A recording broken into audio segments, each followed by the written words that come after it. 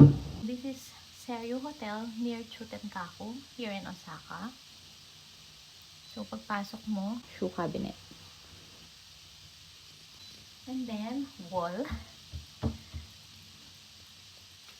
And then here, supposedly,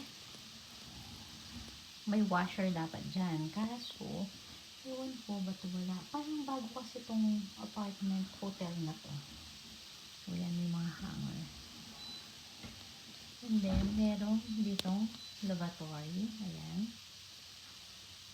And then, on my right side,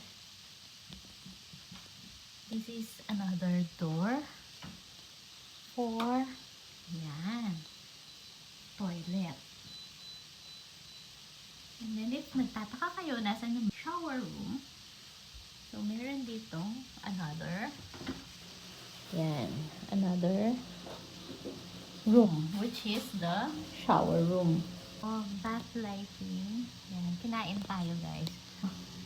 Yun, hindi kasi nagbasa. So, ayun siya guys. See? Super new. As in, walang ka-stain. I really recommend this guys. Tapos, ang lapit niya pa sa Shin Imamiya Station. So, diba guys? Ang ganda. Pasok tayo. Ayan o. Tapos, ang maganda dito guys, ayan kasi, meron siyang i-dry yung bathroom. Tapos, may heating. Tapos, kung ano naman, cool and then vent. So, ang ganda niya. So, ito parang umiinit na siya.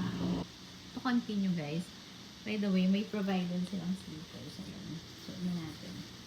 Then, on my left side, yan, pwede kayo magluto kasi meron silang stove. Tapos, merong range hood. And then, may small sink dito. Tapos, tingnan nga natin ito kung na-open. O yun, may small cabinet. Yan, may mga gamit doon, pero hindi ko makita.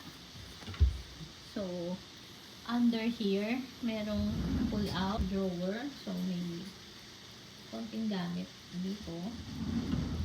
And then, here naman, mga plastic guys. Kasi, pagka parang Airbnb siya eh. So, kayo yung magtatapon ng mga basura nyo. May manual siya guys kung saan kayo magtatapon. And then, here, merong fridge. Yan. Ref. And freezer. Drawer type siya. Then, meron ding provided na microwave oven. Tapos, trash bin na malaki.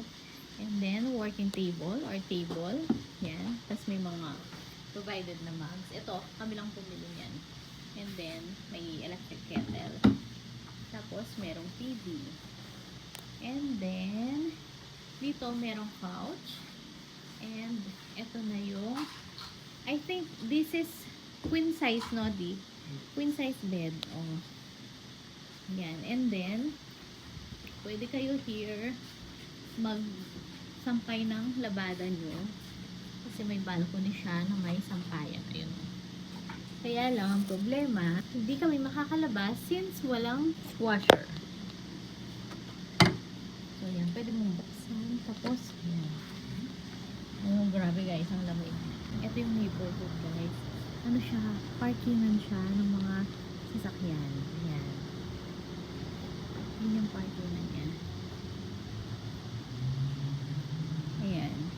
Tapos, dito banda, doon, siguro mamayang paglabas, may police station. So, talagang tahimik yung neighborhood. Tapos, paglabas mo dito guys, mamaya ituturo ko malapit na kayo sa Shin Imamiya Station. As in, sobrang lang. Lapit. Grabe, lumalabas sa aircon and then it's na mainit. Instead na mainit, malamig.